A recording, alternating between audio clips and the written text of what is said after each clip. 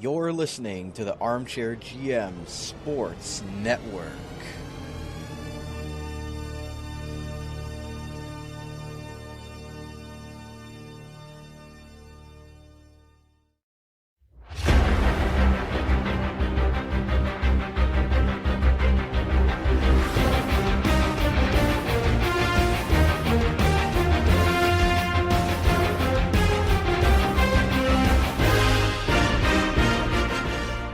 You're listening to Straight to the Extra Point, your nugget source for all news, draft coverage, free agency, weekly game analysis, game day betting picks, and fantasy football updates regarding the National Football League. Here's your hosts, Brandon Caputo and Miklos McMaster. Hello, ladies and gentlemen. It's finally reached that time of the year, the Super Bowl 55 preview show right here in the Armchair GM Sports Network on Straight to the Extra Point, your February 5th, 2021 edition, your source of North American sports coverage by sports fans for sports fans, Liberty, right here in the beautiful Niagara region. Find us on social media for updates, giveaways, and sponsorship promo codes each month by following the podcast on Twitter, liking us on Facebook, and following us on Instagram by searching the Armchair GM Sports Network. You can listen to us on our main platform, which is Spreaker.com and the free Spreaker app, as well Spotify, YouTube, Apple Podcasts, Google Podcasts, iHeartRadio, CastBox, and Deezer, whatever platform you're listening to us right now. Please give us a like and smash that subscribe button. We're on many different platforms for you guys to check out. And lastly, our beautiful user-friendly website, armchairgmsports.com, for all things regarding our network, including articles, podcast episodes, sponsors, and contributors. We do a lot of written articles on that website these days, so please go and check those out. We do a lot of work and put a lot of time into those for you guys. As always, I'm one of your hosts of Straight to the Extra Point, Cappy. You can follow me on Twitter at Capoot13 with a Canadian Z, and I'm very pleased to be joined back once again after his week off in the Pro Bowl by my good friend and co-host of the NFL portion of the network. He is Miklos McMaster. You can follow him on Twitter at Miklos_McMaster. Miklos, welcome back. How was your time in Hawaii during the Pro Bowl? Well, I wish I was actually in Hawaii, but it was pretty good, Coach. Thanks for asking. Yeah, I guess. What position did you make the Pro Bowl this year? I made it as punter, actually. Perfect. Well, the only play that I ever remember from a Pro Bowl was Bills punter. Jeez, I can't even speak today. Bills punter Brian Norman, I believe his name was, getting absolutely killed by Sean Taylor. Rest in peace. But gave us probably the only relevant Pro Bowl memory of all time. Running to the sideline, just getting absolutely leveled by Sean Taylor. That's literally the only play I remember in a Pro Bowl. I don't know if that's good or bad. I mean, Sean Taylor's a great player, but when your only memory of a Pro Bowl is a punter getting obliterated, I mean, that just goes to show you what the Pro Bowl is these days, Miklos. I mean, I'm sure nobody really missed it this year. Yeah, I think that play is definitely the play that shows you why it's so hard to have an all-star game and why the all-star game is so pathetic in the NFL. I mean, you can't really play football without going hard, and if you go hard, then you end up with plays like that. I mean, a guy like Sean Taylor never turned it off. He was always going 100%, even in a game that most players treat as a basically touch football with pads. So yeah, I do think they need to either just get rid of it entirely or really figure out. I mean, they're kind of trying to figure it out with these games like the dodgeball and things that they're doing, but I don't know. Yeah, you can't really play football if you're not going full force, Miklos. I mean, you can play flag football or touch football, whatever, but I mean, for these guys, it seems like it's just a vacation away, and that's basically how they treat it, and not very good watchability. But with that said, guys, we're here to talk about the Super Bowl. Really fired up to talk about what we finally got here. Many people didn't think we would get here during this pandemic season, but the NFL was able to get every single game in. We did not even have to have the extra Week 18 added. We're here, and we're ready to go for the Super Bowl, so I'm really fired up to talk about that. But first, in the opening segment that's brought to you by Thrive Fantasy, they're doing a lot of exciting props for the Super Bowl. Please go and check them out and use the promo code AGM Sports, and you'll get you'll get a price match between $20 and $50 on your first deposit. So go and check that out, Thrive Fantasy. So, Miklos, what are your takeaways from, which seems like forever ago, the AFC and NFC championship games? Great quarterback matchups on both ends. What were your takeaways from those games? So just quick point before I get to my takeaways. As you mentioned, it is pretty incredible that we've made it this far without the Week 18 or any canceled games. And I think it shows you just how well the NFL handled this whole COVID season. I mean, we're talking about teams that have the most players of any professional sport out there per team. They were traveling around to different stadiums, and with all of these guys, that's not even including all of the staff. And we had only a few minor hiccups, all things concerned. I mean, you look at what happened with baseball last year and what's happening with hockey now, as you mentioned on your other show on the network about with the New Jersey Devils. But I think a quick shout out is deserved to the NFL and how they've handled this pandemic in truly incredible fashion. Mm-hmm. No, absolutely. Definitely handling it better than the NHL, which I don't want to get into on this show. But yeah, we made it. So, yeah, you're completely right about that. And again, it's only a 16-game season, but like you mentioned, with all those guys on the roster, it could have been a disaster, but they were able to get through it. And we are here at this point at the championship game. So with that, Miklos, Kansas City, Buffalo, and Green Bay, Tampa Bay. Yeah, and my takeaways are really just looking at the two games, because I really think we had the top four teams in the championship game, which I don't think you can say very often in the NFL with a playoff format that involves one team, winner take all. You win your game, you move on, and anyone can win any given Sunday, as we've seen week in and week out.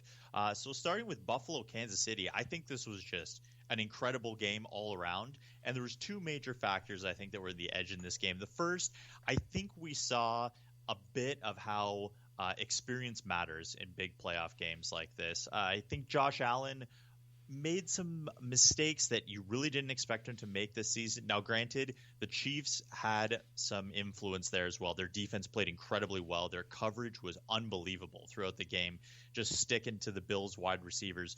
But there were some throws that were a bit off and some open throws that Josh Allen usually makes, and I think the playing under the big lights on the big stage for the first time affected him a little bit, as you would expect from someone as young as he is and playing on this stage as he is for the first time.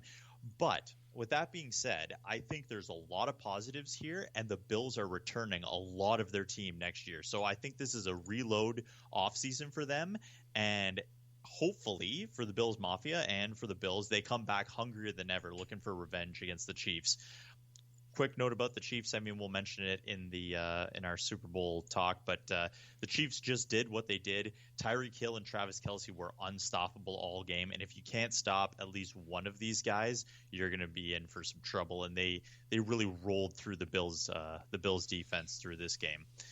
But so we'll get more on them when we talk about the big game coming up. But then in the other game, Green Bay, Tampa Bay, I mentioned in our week leading up to the championship games that this game was really going to be about, I thought the defenses were going to matter, what was going to happen here. And I was right, but also like there were some other surprising things. So both defenses actually played incredibly well, including Green Bay turning Tom Brady over 3 times with 3 interceptions.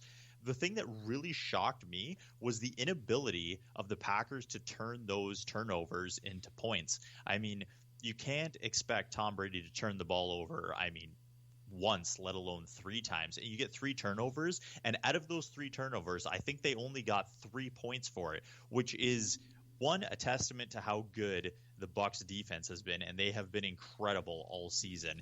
But 2, an inability of Aaron Rodgers to really move the ball down the field with his with the rest of the Green Bay offense. So I think that is something that might be concerning, as we there's been some speculation about Aaron Rodgers' future, but I think it's really concerning that in this game that is the biggest stage outside of the Super Bowl, you weren't really able to capitalize on these mistakes. And then, of course, Tom Brady did what Tom Brady does. You keep giving him chances, and he's going to make you pay for it, and that's what he did.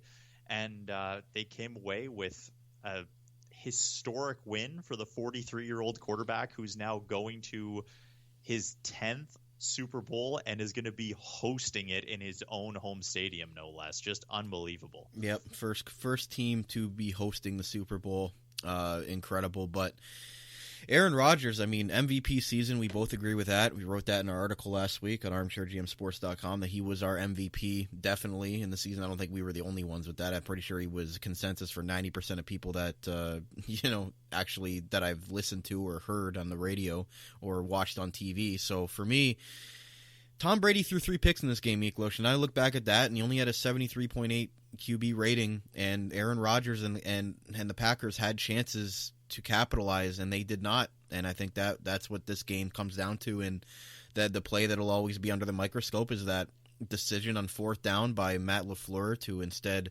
of letting Aaron Rodgers try to get it into the end zone there within the 10-yard line, deciding to kick the field goal, knowing that they needed the touchdown and a field goal to essentially get back in the game.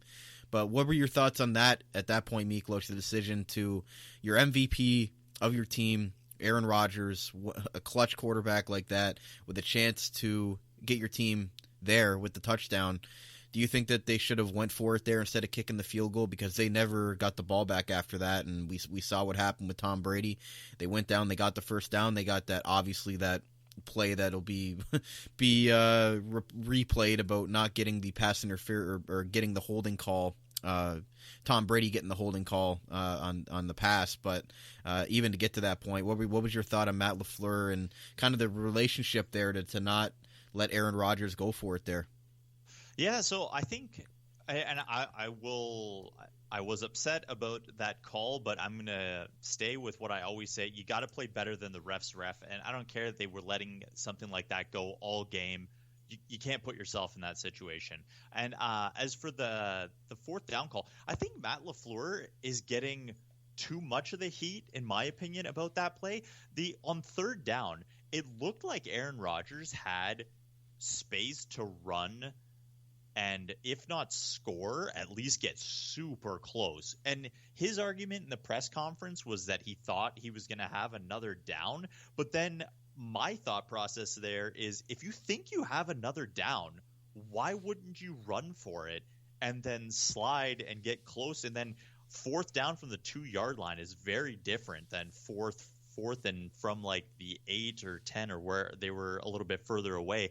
And then that throw that he made, he tried to force it into Devontae Adams into double coverage. I mean, that I really question Aaron Rodgers' thinking on that play. I mean, obviously I don't know what he was thinking, what he saw, but I really thought that probably influenced Matt LaFleur. I mean, he sees his quarterback throw it there, and I think he probably, if he ran and it was close, I think it's an automatic. You go for it on 4th down there inside the 5. But I think the distance away, and they didn't, it was an incomplete, and their offense wasn't super consistent. I know you can't just settle for field goals when you're playing against Tom Brady and all these, but I think it was a combination of things there. I think the fact that they were so far away, and that seemed a lot riskier, and they wanted to come away with some points rather than no points, and then the fact that Aaron Rodgers didn't run, I feel like not gaining yards there kind of handcuffed LaFleur in that being a riskier situation than he would have wanted going forward on 4th down. And I think that's kind of what led to his decision there. So I was really surprised that right after that play, I said it out loud, that I was like shocked that Aaron Rodgers didn't run for it there, regardless of whether you think you have an extra down or not. I mean, I honestly thought he had the space to score when he was scrambling there. So that to me was the most confusing part of that whole series of events. Yeah, we'll see where the Green Bay Packers go from here, but Aaron Rodgers definitely had an MVP type season, just a sour way to end the season, I'm sure, for a guy that holds himself to, the highest of standards and views himself obviously as one of the best, and rightfully so. So Tom Brady taking down Aaron Rodgers, and it seems like Tom Brady is on track here to get another ring, and he's definitely not had an easy path to get there. You'd have to go through Drew Brees, Aaron Rodgers, and Patrick Mahomes. Wow, what a story that would be. But with that said, obviously, we're done with the AFC and NFC championship games and getting us to the point of the Super Bowl. So really excited to talk about that, but we're going to take a break on the show today. We're going to come back, and we're going to play a little game. I got a game for Miklos. I haven't told him what the game is yet, and we're going to get into the fun Super Bowl props as well in this segment. So stay right here. We'll be right back on Straight to the Extra Point and our Super Bowl preview show right here on the Armchair GM Sports Network. Carmine's Pizzeria Italiano, serving traditional-style Italian pizzas made with the freshest, top-quality ingredients. Loaded subs and their famous chicken wings. Winners of the Reader's Choice Diamond Award, 4 years running from Niagara this week for Best Pizza and Wings in Niagara Falls. Home of the best tray and wing combo in town for the price and quality. Open daily from 3 p.m. to 9 p.m., located on the corner of Drummond Road and Dunn Street.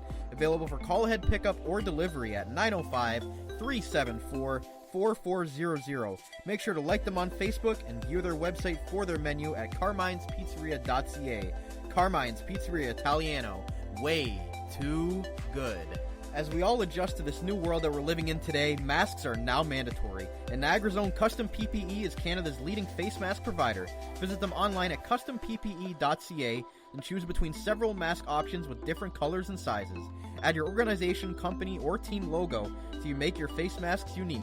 Available to purchase online 24/7 at customppe.ca and shipped within 1 week.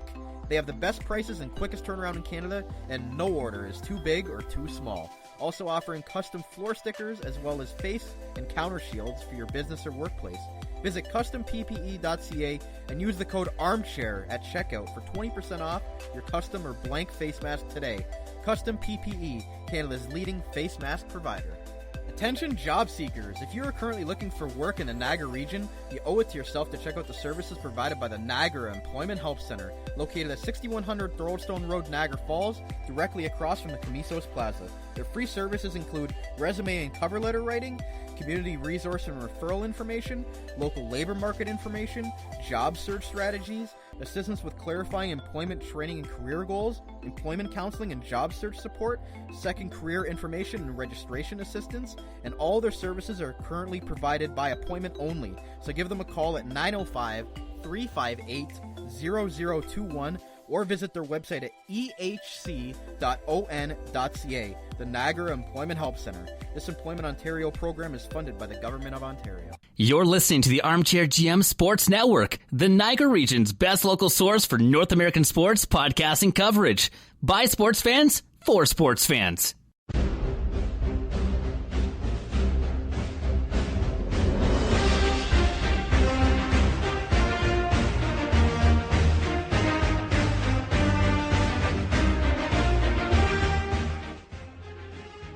All right, guys, welcome back to segment 2 of Straight to the Extra Point, our Super Bowl 55 preview show. Cappy and Miklos back with you here. This segment today is brought to you by Carmine's Pizzeria Italiano, home of the best pizza and wing combos in Niagara Falls, Ontario. Call today, 905-374-4400. They've got you covered for the big game on Sunday, open 3 to 9. Carmine's Pizzeria Italiano, way too good. Miklos, got a little game for you here, and I know you don't know what this game is, but it's basically a history lesson, but a game at the same time. So I was looking over the Kansas City Chiefs and Tampa Bay Buccaneers all-time record against each other.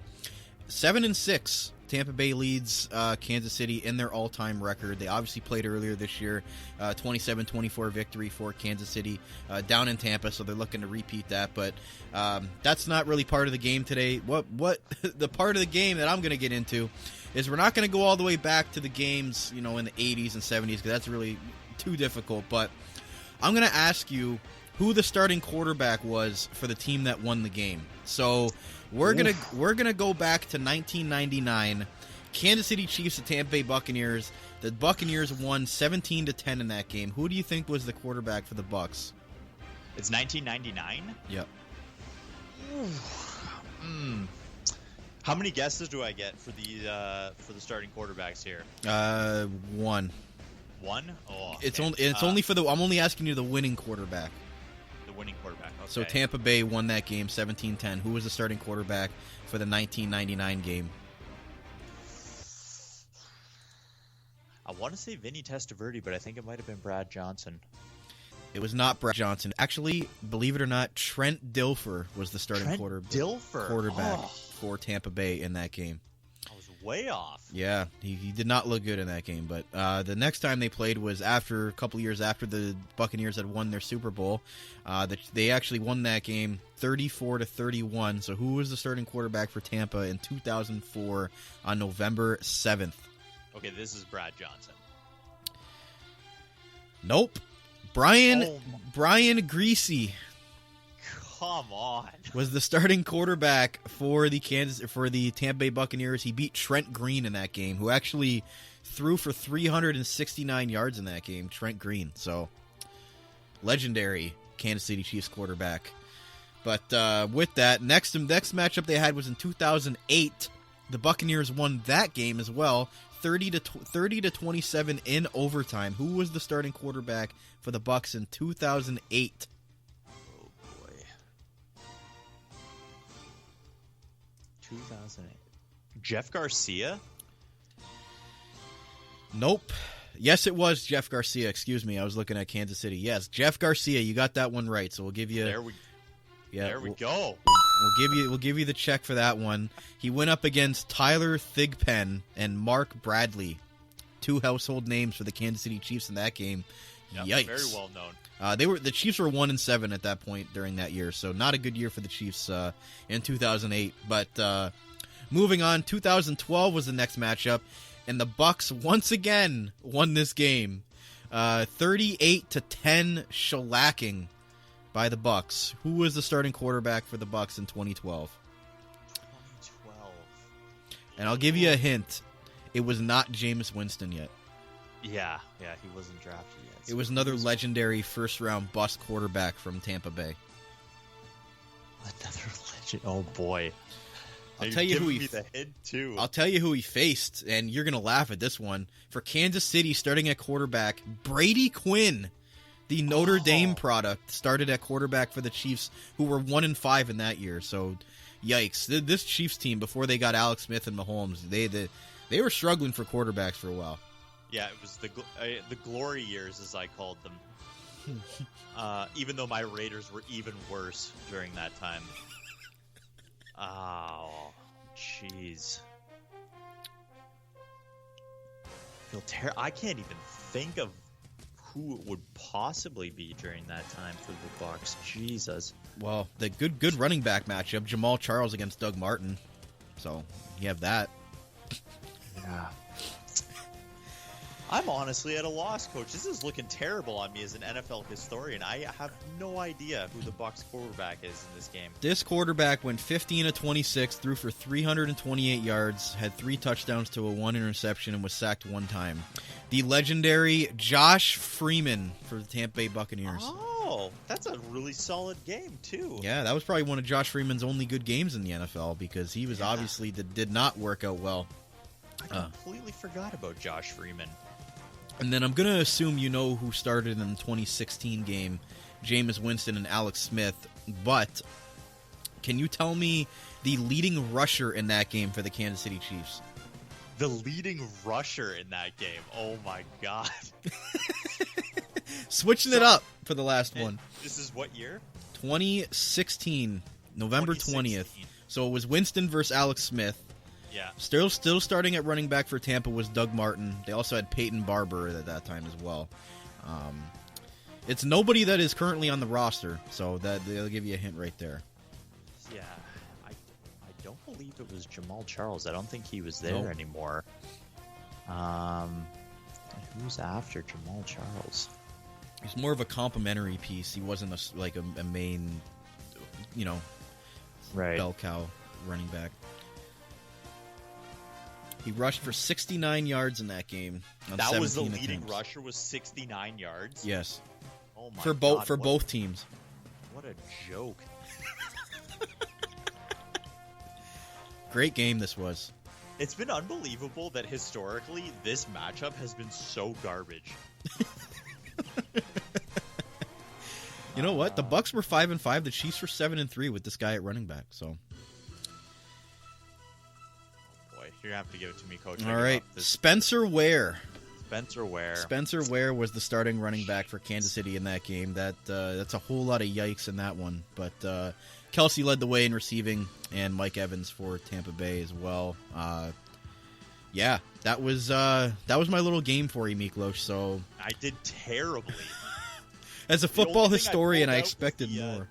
Jeff Garcia nailed that. What a legend. That guy played for every team in the NFL too. Yep. So historically this matchup has, like you mentioned, been pretty trash, and the Bucks have come away with a victory every single time up until this year. So the Bucks had won technically since the modern, I guess you could say, 99. We'll put 99 in 2000 and above. So we'll say 1, 2, 3, 4. The Bucks have won 5 straight matchups before this season. So, but like you mentioned, definitely not the most barn burner type matchups, primetime matchups throughout the years, but definitely how things can change in a few years, because this matchup is definitely looking like a great one here with Mahomes versus Brady. But yeah, these ones before, Josh Freeman and company, yikes for Tampa Bay. But with that, let's get into the prop bets, the funny prop bets that we did last year, which was really fun to talk about. So with that said, gonna skip over some of them, but gonna give Miklos here, and he was in the dark with the last game, and he's definitely in the dark about the props for this. So I'm gonna write them down, but I don't know if I'm ever gonna go back to these, but I'll just write down your picks since we don't really have any picks to write about these days with only one game happening. So here it is. We got game. We'll start off with game props, I guess. So we've got. Will the first offensive play be a run or a pass? Run is the favorite right now. Run is the favorite. You know what? I really feel like that's a good idea, but I think it depends on who has the ball and what they're. I'm going to say pass though. I'm going to say both these teams.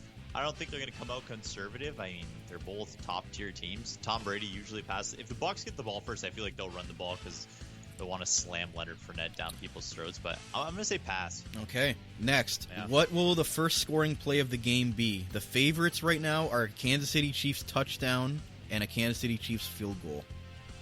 As the first scoring play of the game? Yes, a Chiefs passing touchdown and a Chiefs field goal. And the biggest underdog is a Buccaneers defensive or special teams touchdown. Huh. Yeah, I could see that being a big. But there's a lot in between there. You can think of anything, basically. A Chiefs safety is actually ranked 4th on the list. That's shocking. They don't think much of the Bucs offense. No, actually, it's all it's literally 5 Chiefs at the beginning and then 5 Bucs at the bottom. So they really think that the Chiefs are going to score first in this game. Yeah. Yeah, I think Chiefs. I'm gonna say Chiefs passing touchdown is likely to be the first. Wow, you're really going off on a limb with that one. Yeah. Going with the favorite, I guess, but. Yeah, but I mean, the favorite's a favorite for a reason, so. Yeah. Okay, moving on. We're gonna skip the coin toss. This is a fun one. The Gatorade shower, and you were, I'm pretty sure last year I think purple was the favorite, and you were pretty dumbfounded by that one. But this year it's back to normal, I guess, somewhat normal when it comes to Gatorade colors. Orange is the favorite this year at plus 100, red at plus 300, lime, green, yellow, I guess it's all clumped into one, plus 450. Clear or water is 600, blue is plus 700, and purple is plus 750. Yeah, I was dumbfounded. I'm pretty sure I nailed that pick last year too. I'm gonna say the lime green yellow. That's where I'm going. I'm feeling lime green yellow this year. Wow, green yellow. Classic Gatorade. Wow, so that's a plus 450. So that's mid pack there. See, I'm always tempted to go with blue because blue's a pretty it's one of those, like I mentioned last year. It's a quality flavor, I think, and it's one of those that's one of the popular ones, and it's second last on the list. So if I were somebody, I'd be taking a flyer on blue Gatorade at plus 700 for me. It is pretty popular, but it's not something they usually fill up. In my experience, it's something that you fill up like a water bottle with, not like the full jug. Okay, I appreciate that. Orange is probably the one that you think of most, and that's why I guess it's the favorite for this. Purple. If somebody bets purple, and then we see purple Gatorade. Yikes! But I'm thinking if the Chiefs win, it's going to be nice and red for Andy Reid to be bathed in. So that would probably be what I would say. But all right, we're going to skip over. Actually, this one's kind of funny.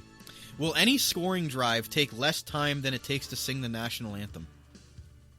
Yes. I'm going to say 100%. Okay, so you're going to say yes on scoring drive taking less time than the national anthem. Any analysis on that? So wait, like scoring drive, are they talking about like the actual drive length as the NFL Yes. measures it? Or okay, Yes. all right. Then yes, absolutely. Yeah, I mean, both these teams have the ability to just make some big home run plays. So I feel like at least one of those is going to happen in the game, and then that'll be a scoring drive that takes 35 seconds or whatever. And they love dragging out their national anthem. So That's true. Here's one for halftime. How many songs will be played during the halftime show? Over or under 8? Over is the favorite at minus 200. yeah, I'm going to take the over too because the halftime's extended this year. I believe it's longer than it usually is, which gives lots of opportunity for the weekend to just go off on his whole playlist. Yeah, I guess so. And last one for the halftime. How many wardrobe changes will the weekend make? Over or under 0.5? So I guess they got to get one. Oh, over for sure. Come on. Over 0.5. Yeah, they've been wardrobe talking changes. about how it's supposed to be a big spectacle and everything, so I'm saying over for sure. He better be changing his wardrobe if he wants spectacle. Okay, so you're taking the bait there at minus 400. Yes, sir. All right, moving on here. Exotic props. These are always fun. Will any player propose to his girlfriend on the field after the game? Yes or no? No is actually a big-time favorite at minus 950. Yeah, I mean, it's gotta be no. Like, I don't even know if they would even allow the fans on the field. Well, I mean, like, if it was, I would probably still say no because I feel like that's just an unlikely thing in the Super Bowl. That's more like a college thing to go down. That's a natty type thing. Yeah, like with COVID now, I feel like it'll be interesting to see what the celebration looks like with COVID and all their restrictions and stuff. So Yeah, and this one, I don't know how many fans are going to be allowed at this thing, but will a fan run onto the field during the game? No is like a huge favorite, so I guess that you can go off of that. Yeah, but, I think zero chance. Even if a fan won, I think it's 7,500 is what's allowed there. Okay. And most of them are going to be frontline workers. So like one already more reasonable than I think your average fan is at these games, and two, with the whole social distancing and security and stuff, to get on the field alone would be a feat and a half. Oh yeah. So moving on here. We've got a few left, and these are actually that have to pertain to the game, not some nonsense. Super Bowl 55 MVP, Miklos. Obviously, Patrick Mahomes and Brady lead the way, but got some notable names at the bottom of the list. Gronk at plus 66, Frank Clark at plus 66, Chris Jones at plus 66, Antonio Brown plus 55, and Mecole Hardman at plus 5,000. Is there anybody that you're thinking is a good bet? I mean, again, we got Mahomes and Brady at the top, Kelsey, Hill, Fournette, Evans, Godwin, Tyrann Mathieu, actually the top-ranked defensive player. Oh my God. The Honey Badger. Nah. I honestly, it's probably going to, based on how these teams play and everything, I think it's going to be whoever the winning quarterback is going to be the MVP, and either Mahomes or Brady is most likely. All right, winning QB and for MVP. We'll just put that. It's kind of a boring pick, Miklos. I was kind of expecting you to pick like Scotty Miller or something.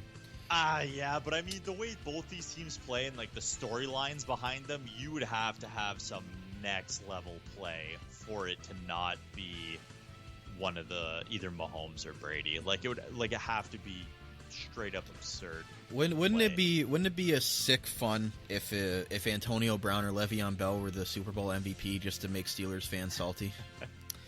Yeah, or I was thinking for like dark horse, hey, Levante David or Devin White as being like they pick off Mahomes twice and maybe score one, something like that. Devin White's actually second on the list to Tyrann Mathieu. Man, that is some slander against Levante David just because Devin White's more exciting. Levante David isn't even on the list. He's been there a long time linebacker for the Bucs. Yeah, and I was going to say in our Super Bowl matchup that he's going to be, him versus Travis Kelce is going to be the matchup of the night, I think.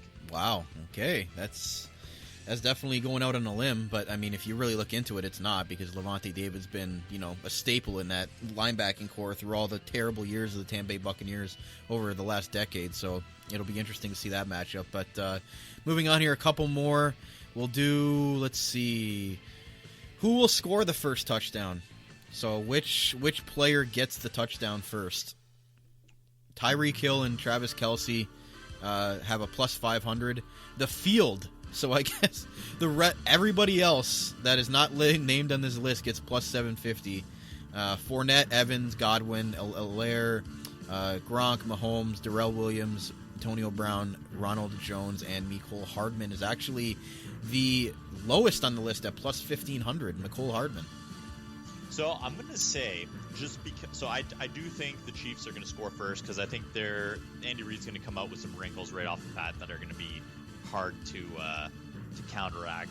And based on what happened in their previous matchup, I'm going to say they're going to focus more out of the gate on Tyreek Hill because he just killed them in their first game. So I'm going to say Travis Kelce is probably going to be the one, either that or one of the running backs for the Chiefs. Okay, well, Kelsey's the favorite at plus 500.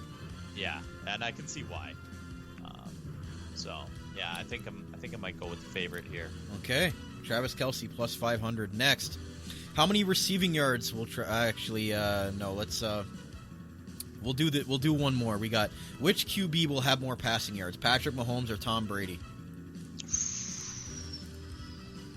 I'm gonna say Patrick Mahomes, not because I don't think Brady's going to do well, but I think the running backs are going to be a huge factor for the Bucs and just slamming the ball into the teeth of this Chiefs defense because you want to just wear them down and beat them up and keep Mahomes off the field. So I think they're going to be running the ball a lot more, and I think the Bucs defense is going to make running the ball an absolute nightmare for the Chiefs.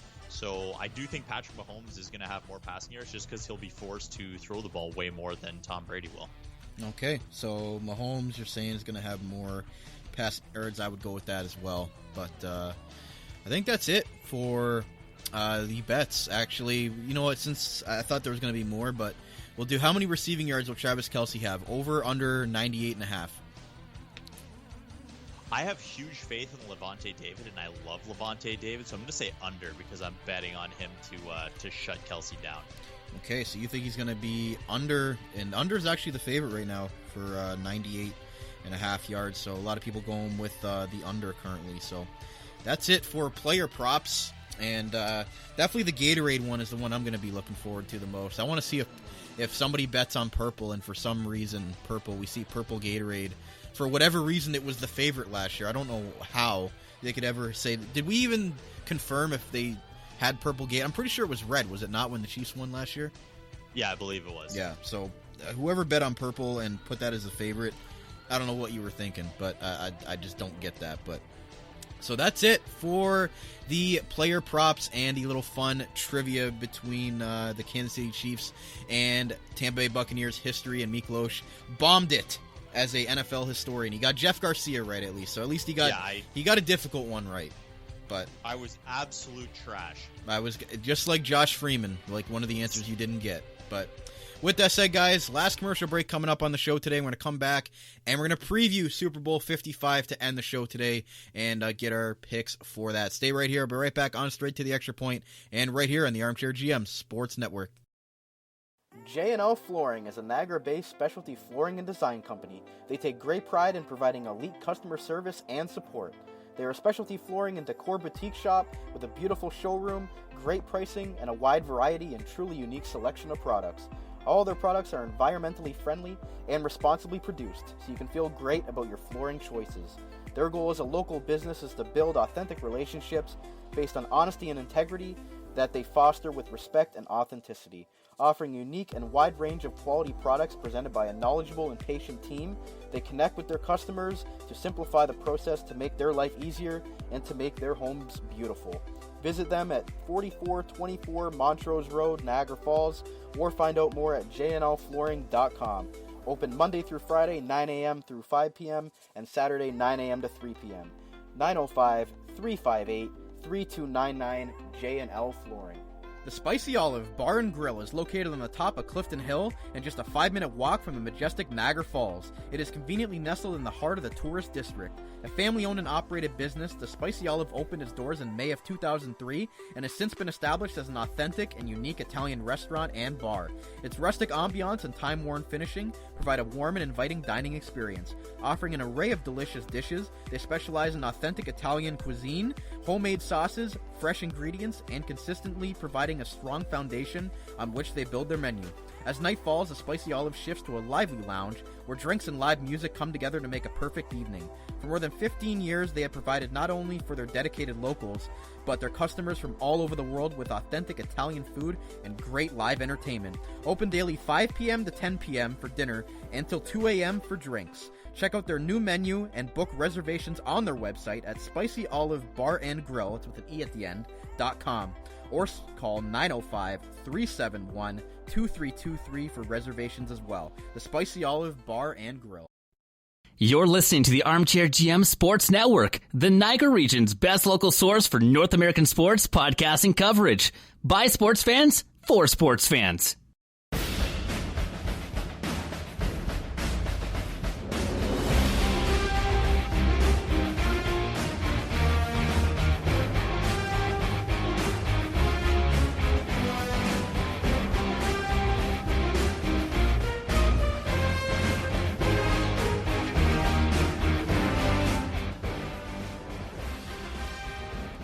Yes, ladies and gentlemen, we have reached the final portion of Straight to the Extra Point of the 2020 football season.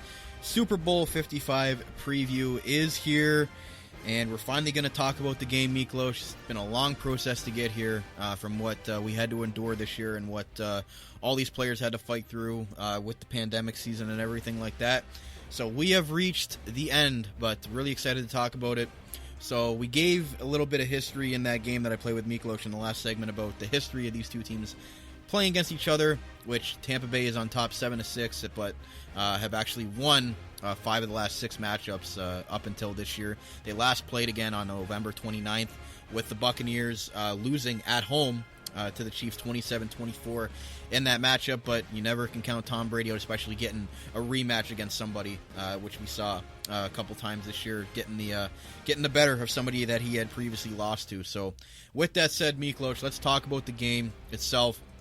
And you know what? I mean, Kansas City is favored by 3 points on the road, but I mean, Tampa Bay, it is a home game for them, hosting the Super Bowl, first time ever. We'll see how that plays out and if they do have somewhat of a home field advantage. I did hear that they will not be allowed to play the cannon whenever they score a touchdown like they usually do, so they're trying to keep it kind of a neutral site at that point. But what are you thinking for how the crowd might affect the Buccaneers in a positive light, being played at home, but obviously not with a full stadium? But how do you think that might change this game? Yeah, so I think the fact that the stadium's just going to be empty is going to be something that they're going to have to deal with. Luckily, it's not the first time they're dealing with it all season. But I feel so bad for the fans at Tampa Bay and all the fans all season. I mean, the stadium would be an absolute zoo if they were allowed to be there. I'm sure packed with the Tampa Bay faithful. And I mean, not being able to play the cannon, I get it's the Super Bowl. It's supposed to be a neutral game between the top two teams. But I mean, like, come on. They made it. It's their home stadium. I think that's kind of some BS that they're not allowed to take advantage of the fact that they made it in their home stadium. Mm-hmm. But no, I mean, we saw what's been going on in Florida and how it's kind of been, free for all down there. They're not really doing the whole social distancing and wearing masks, to say the very least. But we won't get into much of that. But it definitely is going to be different this year with the Super Bowl in Tampa Bay, with fans being allowed in the stadium. I do believe that they're giving a lot of tickets away to healthcare workers throughout the United States, which I think that's a great thing to do. I was wondering if Duvernay Tardif was going to be attending this game. Obviously, he took the year off for the Chiefs to go work up in Canada here at a hospital in Montreal. So what did you think of if they have him appear at this game as a healthcare worker himself? I think that'd be really cool, but based on his reasons for not playing this season and everything, I don't think he would agree to that just based on the risks of travel and going to another country and everything and the work that he is doing. So I think it would be extremely unlikely that he ends up at the game. That's fair. So with our picks last week, or I guess 2 weeks ago, for the AFC NFC Championship games, Miklos went 0 for 2 on the spreads, but he went 2 for 2 on the over-unders. I went 2 for 2 on the spreads and 1 for 2 on the over-under. So I went 3-1. Miklos went 2-2. Miklos trying to end the season off and their picks season off with a bang here. Chiefs favored by 3, and the over-under is 56.5. What do you got for the Super Bowl? So I think this is just so many storylines in this matchup. Just an incredible matchup all around. And I do think based on what they've given in the spread that Kansas City does have a slight edge based on how the Chiefs have been playing all year. They've looked so dominant, and really, besides the hiccup that they had against my Raiders, they really have been unbeatable. I mean, we can ignore the whole Week 17 thing. They were rolling out the B squad there, and even in the playoffs, they've looked incredibly dominant. But on the other side of the field, you have the GOAT, Tom Brady, and even though they have had some really ugly games all season, I think they just a matter of the team gelling together, and they've looked better and better each week, despite Tom Brady throwing 3 picks against the Packers. I think their defense has been incredible, and it'll be really interesting to see how they play. And Tom Brady shows out and shows up on the biggest stage constantly. This is his 10th Super Bowl, and I refuse to bet against Tom Brady in games that matter. So I'm going to pick Tampa Bay here, and I'm going to take the over because both these teams are capable of scoring a ton of points. I know previously they scored under this, so the 27-24 game that they had, but I do think all stops are going to be pulled out in this game, so I do think there's going to be quite a few points scored, hopefully for all the fans out there. Mm-hmm. So you're going with Tampa Bay and the Bucs to get it done. Tom Brady in his first season out in New England and away from Bill Belichick, getting his 7th ring, Miklos. Are you kidding me? I am not kidding you. You better believe it. The GOAT is the GOAT for a reason, and I mean, there's a reason he's back in the Super Bowl. Yeah, getting rewarded calls at the end of games, but we won't get into that. But you're going with the Tampa Bay Buccaneers, and that makes me cringe as somebody who is a division rival of Tampa Bay, and Tom Brady ripped my heart out in the Super Bowl a few years back, but got to remain objective. But even with my objective opinion, I think Patrick Mahomes definitely has a lot to lose in this game because, he's supposed to be the next guy and they've been talking about it on TV, on sports shows.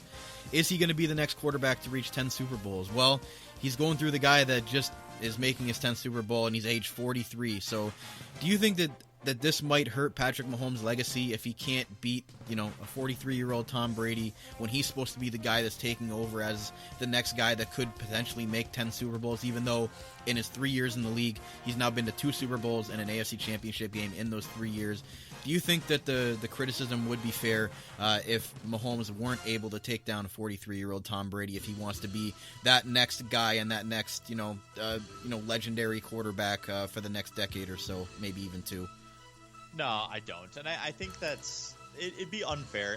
Football, more than any sport, isn't just a one-person game. I mean, Tom Brady puts his team always in the best position, but it's more than just Tom Brady that wins these football games and loses these football games. Just like it's more than just Patrick Mahomes. Both of them obviously put their team in a far better position than other players do. But I don't think you get any criticism for losing to the best quarterback who's ever played the game of football. And there's not even anyone who's going to debate me on that with Tom Brady doesn't know what they're talking about. And if this is potentially Tom Brady's last game, I don't see why he would hang them up after this. But if he does hang them up after this and he wins, I don't think Patrick Mahomes will receive any. I think there will be criticism, but not valid criticism about losing to Tom Brady. There's no shame in losing to the best. Yeah, and I mean, 2 out of 3 years already making the Super Bowl. He's definitely on a trajectory that could have him in 10 Super Bowls if he does play up until around the same age Tom Brady does. So we'll have to see how that progresses. But did you say you're going the over or the under on 56.5? I am going the over. Okay, you think it's going to be a shootout? I do think there's going to be more points scored than their previous matchup just because of all the stops being pulled out in this game. Mm-hmm. There's probably going to be some crazy trick plays. We have some really creative coaches going up against each other and here. A ton of weapons too. Like you look at both these skilled positions are loaded on both these teams. Even if Antonio Brown doesn't play, which he was listed as doubtful, didn't practice, like Tampa Bay still is loaded on offense, and Kansas City, what can you say? They're basically a track star team on the skill position side for the Chiefs. So I'm with you. I think it's going to be a high scoring game, but I'm going with the Chiefs at -3. You're going with the Bucs at +3. But what do you think that the most intriguing matchup is? Obviously, you said Travis Kelce versus Levante David. Travis Kelce's stats, by the way, this year, insane. 145 targets. I mean, the guy had 1,416 yards and 11 touchdowns. That's a stat line you usually would expect from a top wide receiver in the league, let alone the tight end. So he leads the way for the Kansas City Chiefs. But is that the matchup you're most intrigued by, Levante David and Travis Kelce? That is the matchup for sure that I'm going to be most intrigued by, because if Levante David is able to frustrate Travis Kelce and slow him down, then it allows Tampa Bay to focus more resources on Tyreek Hill and these other speedy wide receivers, which is a huge thing. That's the amount of bodies that you need to focus on different players could be the difference. And so if they can double Tyreek Hill and give whoever's covering him some safety help over top, and Levante David is able to handle Kelce on his own, or Devin White, whoever draws the matchup, then I think that will be a difference maker for sure for the Bucs defense. I really think that the most intriguing thing is this Chiefs defense. If they can get to Tom Brady, it could be a wrap real easy. We see that Tom Brady is not very mobile in the pocket, obviously at 43 years old. And I think if Chris Jones can get through that Tampa Bay O-line and disrupt Tom Brady throughout this game, I think that's going to be a huge factor on Kansas City winning this game. So for me, I think it's Chris Jones going up against the offensive line of the Tampa Bay Buccaneers, and more specifically putting Tom Brady under duress. So for me, I think that's going to be the most intriguing matchup to see. We saw Chris Jones' coming out party in the Super Bowl last year for the Chiefs, and he was a huge reason why they won that game. Should have been probably Super Bowl MVP, I think, in that game. But I do believe that will be a big thing, because if you can get Tom Brady, if you got to try to get him moving, then you're going to be successful, because he obviously is not a Lamar Jackson, Patrick Mahomes, Josh Allen, these guys that can move out of the pocket and scramble for yards. So for me, what do you think about that? The defensive line of the Chiefs, and more specifically Chris Jones being able to get Tom Brady under pressure? Well, I think we've seen in any team that has beaten Tom Brady, that's the way you do it. You get after him, you make him uncomfortable, you make him throw the ball off schedule, all these things. So I think that's definitely going to be a huge factor for the Chiefs defense. I was really thinking secondary matchup of Mike Remmers starting at right tackle for the Chiefs, and that Patrick Mahomes, I mean, he's a lot more mobile, but if he's forced to be mobile every play and can't really be as patient, and the Bucs can get after him, that also is a huge matchup.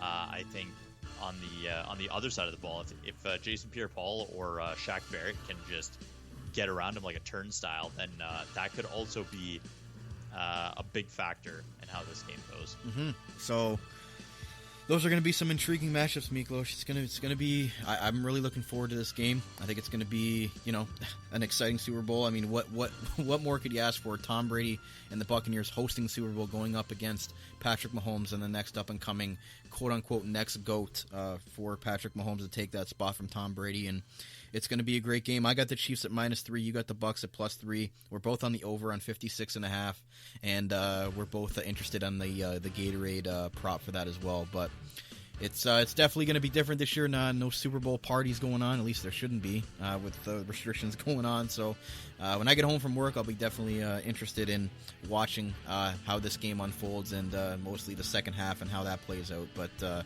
two very skilled offensive teams going up against each other, and I think it's a good Super Bowl matchup this year, and hopefully it's not a snooze fest like we got a few years ago with the New England Patriots and the LA Rams, Miklos.